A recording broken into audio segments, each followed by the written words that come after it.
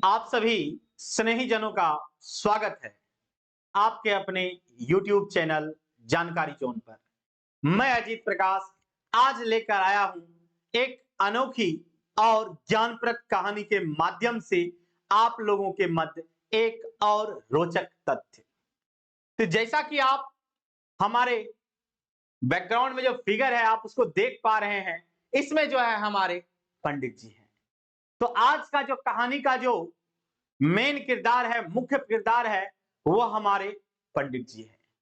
तो मैं आपको बता दूं कि यह जो हमारे पंडित जी हैं, वह काफी ख्याति प्राप्त, प्रसिद्धि प्राप्त पंडित जी हैं, जिनका नाम आसपास के सभी गांव में, आसपास के सभी कस्बों में काफी फेमस है। लोग पंडित जी के पास आते हैं, धर्म की, मर्म की बातें समझते हैं। तो आइए पंडित जी के विषय में हम लोग और कुछ रोचक बात को जानने का प्रयास करते हैं। तो हमारे जो पंडित जी हैं, वह हमेशा प्रभु की भक्ति में लीन रहते हैं। उन्हें दुनियादारी से कोई विशेष लगाव नहीं, कोई विशेष सरोकार नहीं। यह हमेशा अपने आराध्य देव के प्रति समर्पित भाव से लगे रहते हैं। लेकिन कहानी यूं ही नहीं बनता, कुछ बातें, कुछ घटनाएं घटित होती है, ऐसा ही होता है। पंडित जी का जो गांव है, उनमें एक बाढ़ का प्रवेश होता है, और बाढ़ वह भी बड़ा ही भयानक, भयावह बाढ़। ऐसा बाढ़ जो लोगों का दिल को दहला दे, ऐसा बाढ़ जहां लोग अपने घर बार को छोड़ने के लिए मजबूर हो जाते हैं और लोग जाना प्रारंभ कर देते हैं।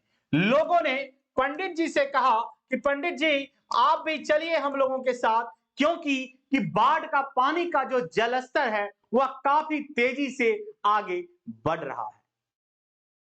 तो पंडित जी बोले, इनको पंडित जी बोलते हैं कि तुम लोग अधर्मी हो, पापी हो, तुम ही लोगों के कारण यह दिन आज हमको भी देखना पड़ रहा है। तुम लोग जाओ, तुम भागो, क्योंकि मेरे साथ मेरे भगवान हैं, और जब तक मेरे साथ मेरे भगवान हैं, मुझे कुछ होने वाला नहीं है।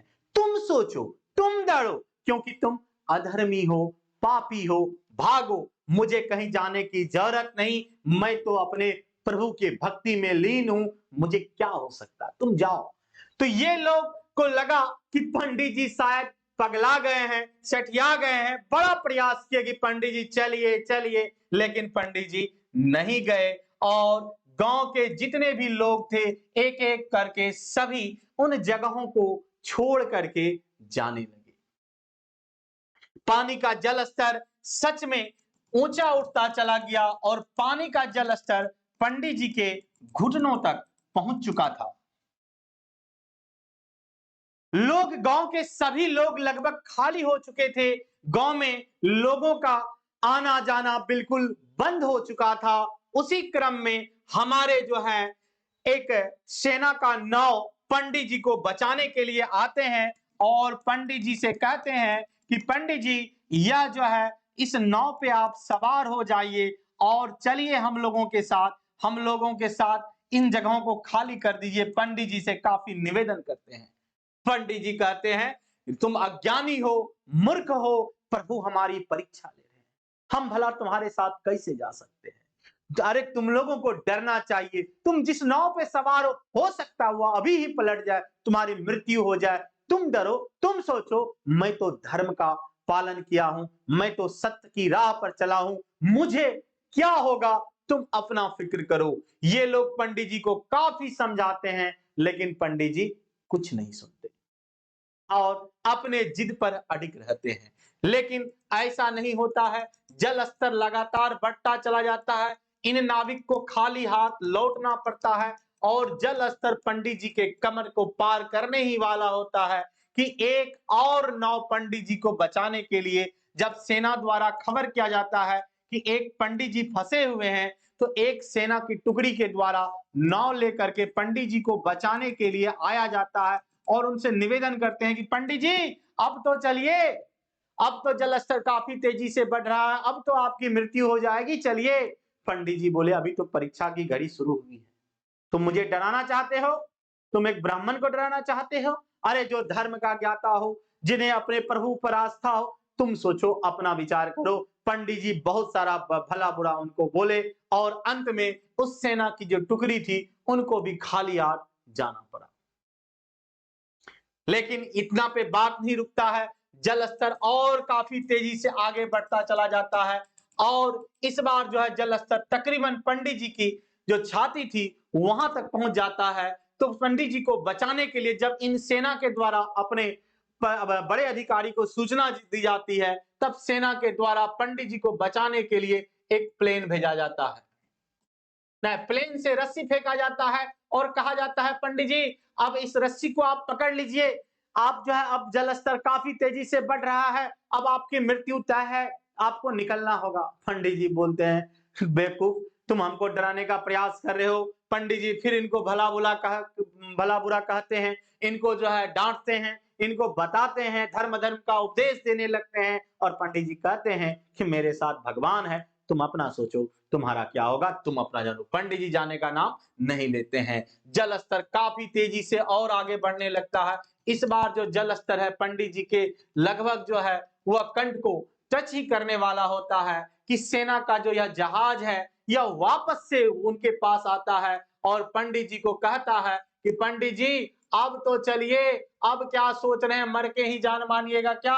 पंडित जी कहते हैं, अब तो परीक्षा, प्रभु भी हमारे परीक्षा लेने पर तुले हुए हैं, तुम मुझे क्यों परेशान कर रहे हो, धर्म के मार्ग से क्यों भटका रहे हो? पंडित जी बहुत बुरा भला उनको कहते, बहुत जल्द उस पर गुस्साते हैं। अंत में यह भी परेशान होकर के यह भी प्लेन चला जाता है, वापस से जल स्तर काफी तेजी से बढ़ने लगता है, जो पंडित जी के नाक तक टच करने के लिए पहुंच जाता है।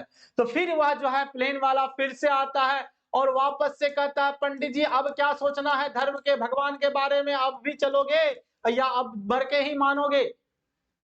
पंडित जी बोलते हैं, बेवकूफ, परीक्षा की घड़ी अब अंतिम पर है, तुम जाओ, तुम अपना सोचो, हमको ये डराओ मत, हमको हमारे प्रभु पर पूरा भरोसा है, कुछ होने वाला नहीं है, तुम जाओ। बहुत समझाने का प्रयास करते हैं लेकिन पंडित जी समझने का नाम नहीं लेते हैं और अंततोगत्वा जो बाढ़ का जल स्तर काफी तेजी से बढ़ता है और पंडित जी का जल समाधि बन जाता है। पंडित जी जो है स्वर्ग सिधार जाते हैं और जाते देरी सबसे पहले जो है वो भगवान के पास जाते हैं और भगवान को काफी बुरा भला कहते हैं, उस पे गुस्साते हैं, झल्लाते हैं, गाली गलौज करते हैं और बोलते हैं कि तुम झूठे हो, मक्कार हो, लोग तुम पर जो विश्वास करता है वो बेवजह विश्वास करता है, तुम जो है एक नंबर का जो है तुम धोखेबाज हो, मेरी क्या गलती थी, मैंने हमेशा तुम पर विश्वास रखा, देखो आज इस विश्वास का क्या परिणाम मिला। तो भगवान जी कहते हैं, मूर्ख पंडित, वह जो 2 नाव और 3 हेलीकॉप्टर भेजे थे, वह कौन भेजा था? वह तो हम ही भेजे थे। जब तुम खुद बचना नहीं चाहता तो तुमको कोई नहीं बचा सकता, हम भी नहीं बचा सकते। तो इस कहानी से हमें क्या शिक्षा मिलती है? इस कहानी से हमें यही शिक्षा मिलती है कि हम लोग बेवजह भगवान को दोष देते हैं, उस पर दोष आरोप कर देते हैं, लेकिन जो साधन हमको मिलता है उसका हम उपयोग नहीं करते। वो जो साधन है, वो जो जरिया है, वो जो माध्यम है, वह भी तो प्रभु का देन है। यदि पंडित जी इस साधन का उपयोग करते तो वो बच जाते।